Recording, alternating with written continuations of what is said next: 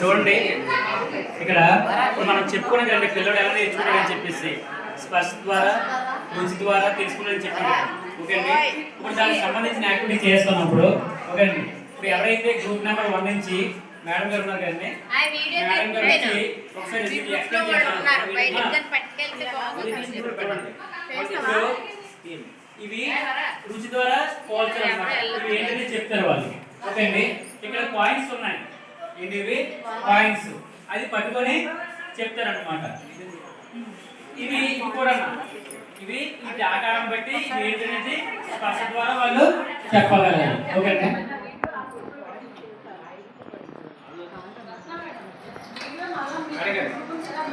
ఇలా వచ్చింది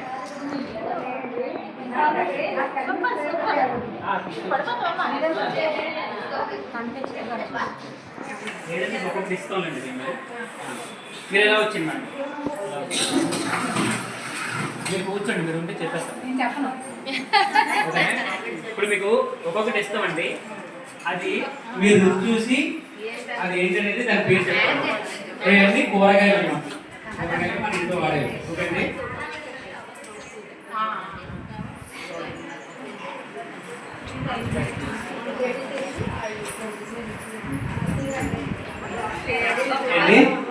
దోసకాయ బాగా చెప్పారు కదండి.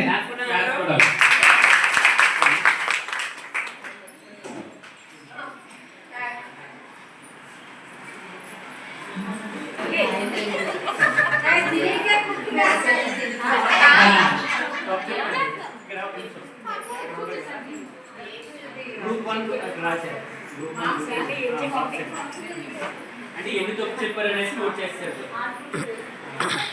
1 2 3 అనేసి కదా, 1 of దగ్గర 2 అవుతాయి కదా.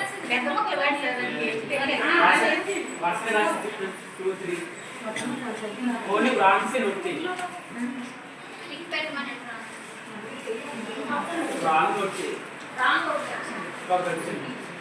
Okay okay.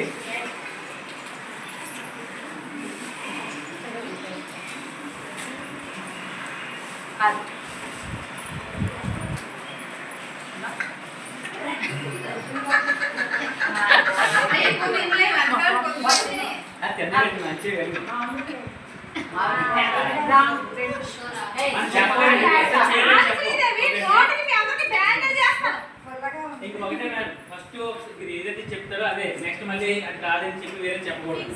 ఓకే అండి. తర్వాత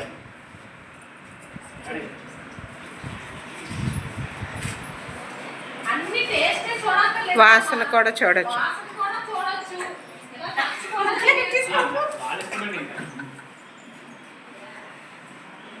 చాలా సేపు నవ్వు